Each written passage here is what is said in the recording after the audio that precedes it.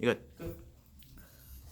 Om Suvigyanam Chikittushe Janaya Satcha Asatcha Vachasi Paspridhate Teyo Yat Satyam Yatarat Richiya Yat It Somo Avati Hanti Asat. This mantra from the Rig Veda talks about Sat and Asat. It says that those are opposites to each other. They are called contradictory to each other. The wise person understands easily and distinguishes from truth and untruth. Of the two, it says, Satyam, truth, is simple, meaning that it is simpler and easier to tell the truth. You tell the truth and that is it. When you tell a lie, you have to tell more lies to cover the initial lie. So telling truth is much simpler. It's easier. Let's tell the truth. My dear brothers, my dear sisters, children of God, namaste. Namaste. One day my wife was reading a quote on integrity, and she turned to me and she says, why don't you do a Pravachan on integrity? So today let's talk about integrity, because having integrity is necessary to being an Aryan. We call ourselves Aryan. We belong to the Arya Samaj, to a society of noble people. Aryan means noble. To be noble means possessing outstanding qualities or a character which comes out of superior thinking, ideals, or morals. This is what it takes to be a person of integrity. When we have made ourselves noble, or we have become a person of integrity, then we go Krinvanto Vishwam Aryam, and we make the universe noble. Integrity comes from a Latin word meaning from the word integer, which means whole or complete. Integrity requires an inner sense of wholeness and consistency of character. When you are in integrity, people should see they should see it through your actions, your words, your decisions, your methods of doing things, and their outcome. And the look of peace on your face. I'm sure that you have heard people say that at work they're a different person and at home they're a different person. I'm sorry to say that when you have integrity, when you are whole and consistent, there's only one you. There's not a work you and a home you. You bring that same sense of value and behavior at home and at work. You don't leave parts of yourself behind. You don't have a work you and a family you. You don't have a Saturday you who does the excessive stuff. And then you have a Mandir you that comes to Mandir and sit in peace and quiet and try to show piousness. No. The same person on the Saturday is the same person at Mandir. You have become a person of integrity. You are you all the time. Sri Krishna calls this person of integrity an evolved person. Shama Dhamma Tapa Saucham Shanti Arjavam Evacha Jnanam Vijnanam Astikyam Brahma Karma Svabhadvajam.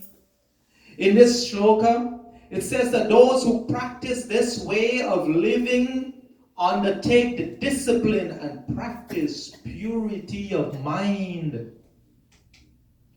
Shama, tranquility and peace of self, or humility. Dhamma, restraint and tolerance and caring. Tapa, austerity or discipline. Saucham and Shanti, purity of mind and patience. Arjavam, integrity, honest, righteousness, that's the way they think. And wisdom, empathy, and compassion. And Astikyam, they believe in that life, that karma is true. People who don't believe in karma, they think, oh, I can do anything I want today and there's no consequence. No, understand that karma is real. Sri Krishna here is describe the person of integrity and say that they do devotion, they inspire others, doing what they teach. They don't do one thing and say another thing. They lead by example. They live the meaning of mantras and shlokas. They don't chant the mantra on Sundays and during the week they do something else. No. They live what mantra teaches. They live what they hear and they learn in Mandir. Integrity is being honest and having strong moral principle and moral uprightness. It is a personal choice to hold oneself to a high standard. This other shloka describes the mind of the person who has integrity.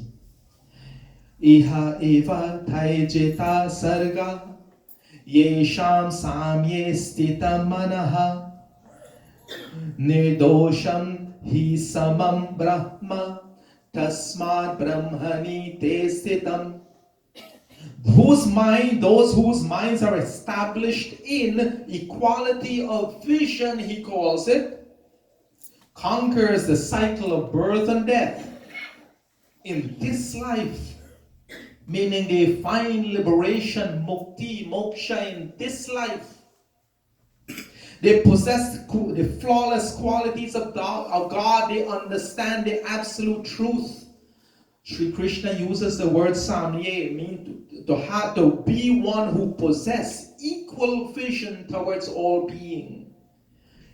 Equal vision means to not see and have likes and dislike, and when you're happy, you're extremely happy, and you're sad, and you're extremely sad. Finding equanimity in everything you do, equal state of mind. As long as we think of ourselves as a body, we cannot attain this quality of the equality of vision that Sri Krishna talks about.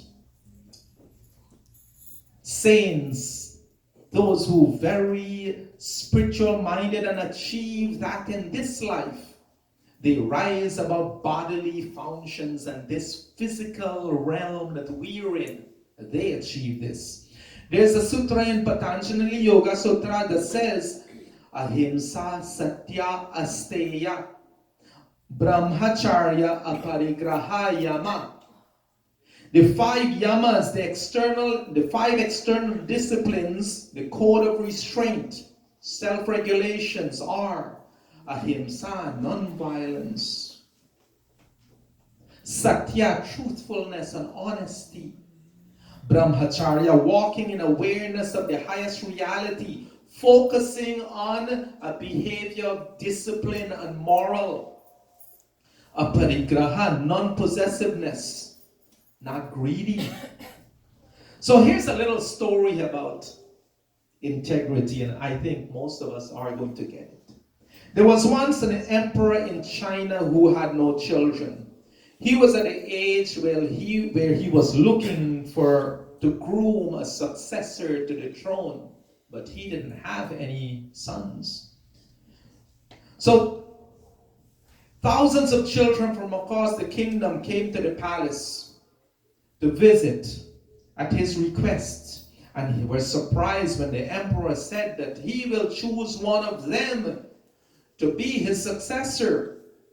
So he gave each one of them a seed, and he said, take the seed home and plant it in a pot and tend to it for 1 year, and after 1 year they will return and the emperor will judge their success and choose a successor.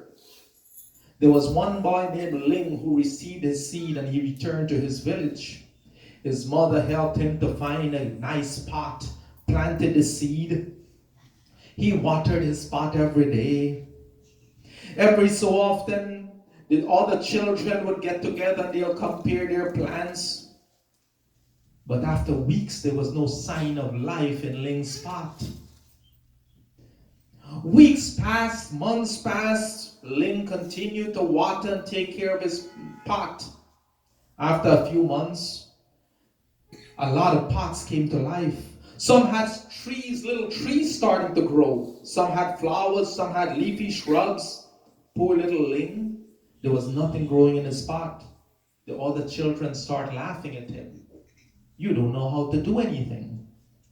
Yet Ling continued to water, continued to put it out in the sun, make sure everything is right. A year passed, it was time to return to the palace to show the emperor and let him judge. Ling was anxious. There was no plant. And he's thinking, what if he punished me? He won't know that I watered and I took care of this and nothing grew. He will think I'm lazy. But his mother looked at him in the eye and said, no, Ling. You go, whatever the consequence were, you did the best you can. You take your pot and you go. So Ling and all the other children entered the palace gates. Some of the plants were looking so healthy and alive, and Ling's had nothing. He was ashamed. And everybody was laughing at him. Finally, the emperor came out and started to make his way through the crowd, looking and admiring all of these beautiful plants.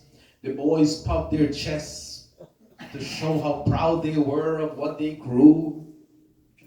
Emperor came to Ling. He looked at the pot. He looked at Ling. He says, what happened here?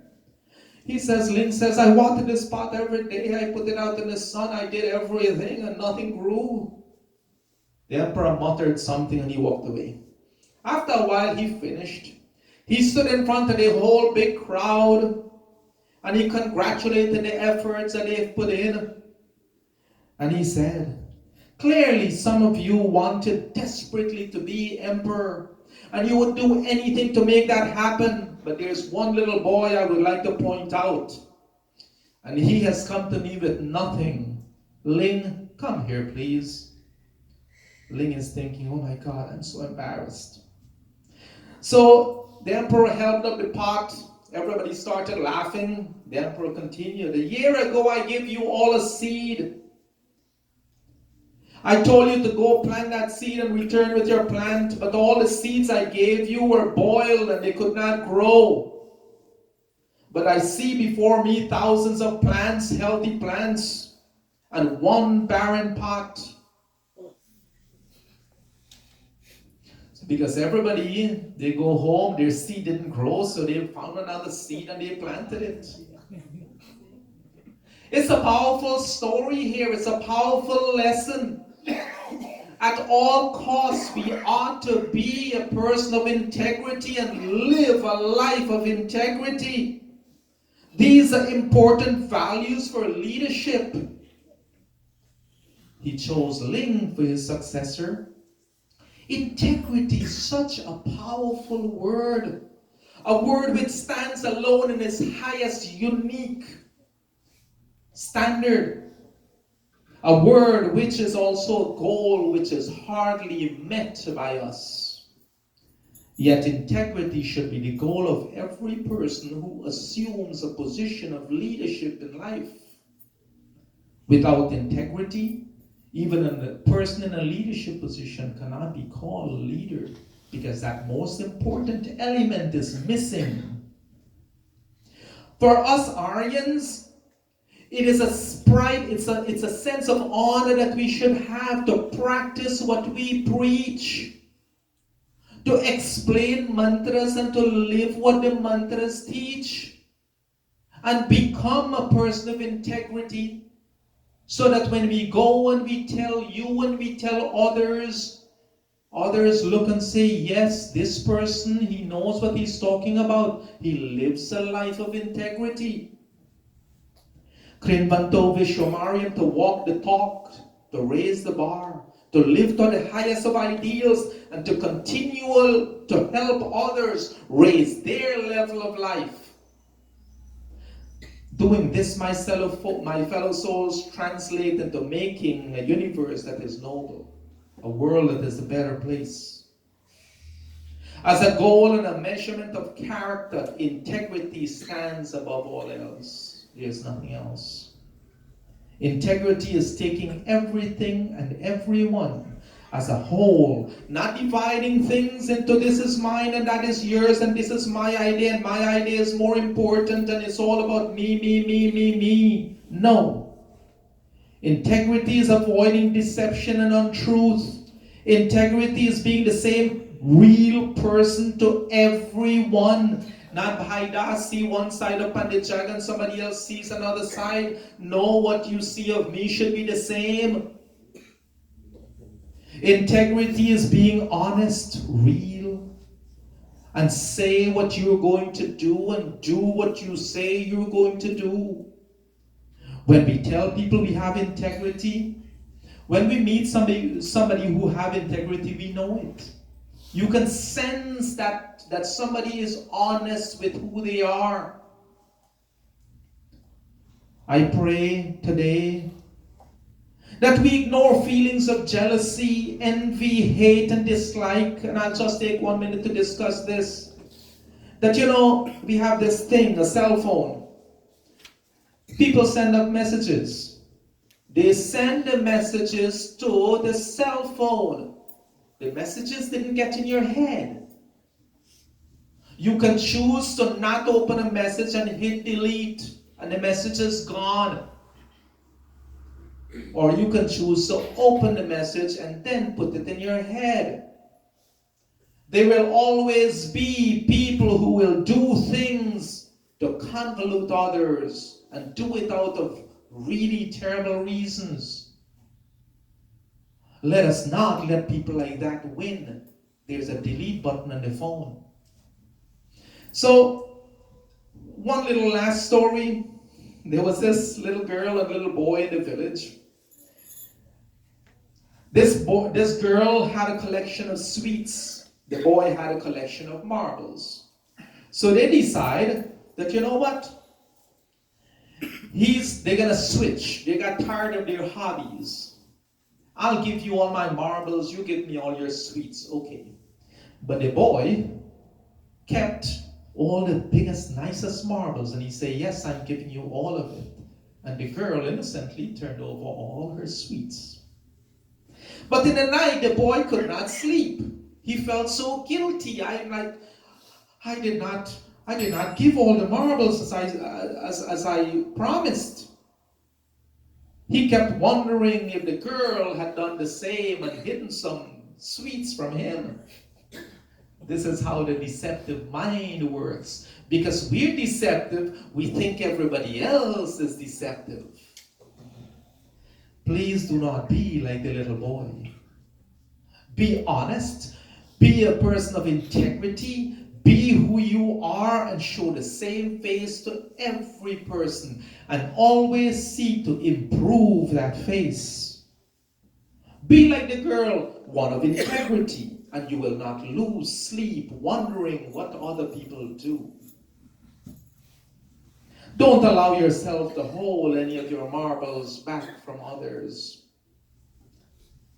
Selfish thinking, engaging in gossip, tearing others down instead of building them up, harboring feelings of hate and dislike, focusing on feeding the ego all the time, chasing after name and fame and glory. All of these are anti-Vedic teachings. They are teachings that Vedas tells us those are the things what not to do. And we have some great teachers among us who shows us by example the things what not to do.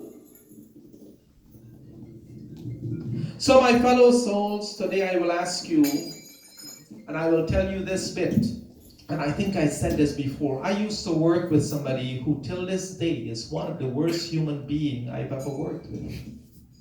Really. Every third word was a cuss. He tortured animals. Everything you think a bad person could do, he did. But guess what? he was one of the best teachers I had in my life, because he showed me by doing all the things what not to say and all the things what not to do and how not to treat others and how not to talk to each other. He taught me all of that by practicing and by suffering. How can I not see that as a teaching? So today, I will not put any of you on the spot, but I will ask you, if you want to take this vow with me, a vow of integrity, join with me, and I will lead you in this mantra.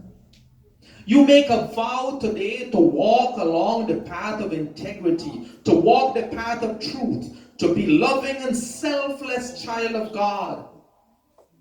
So please chant, those of you who are willing to undertake this after me.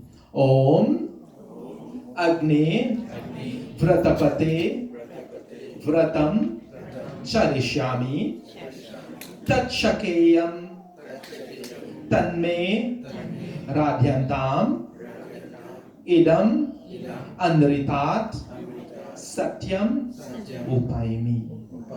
And we're praying that, oh God, you, the Lord of vows, you who possess everything and controls even our abilities, we're asking you to help us to take this vow, this promise, to renounce truth and to undertake with firmness that I shall execute this vow of ours.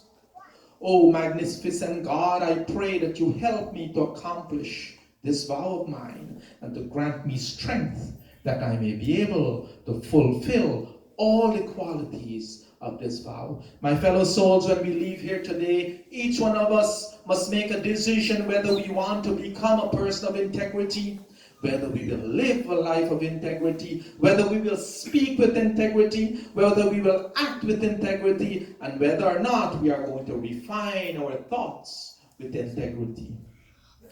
Om Purnamada Purnamidam Purnata Purnamudachyate Purnasya Purnamadaya Purnamevavashishyate.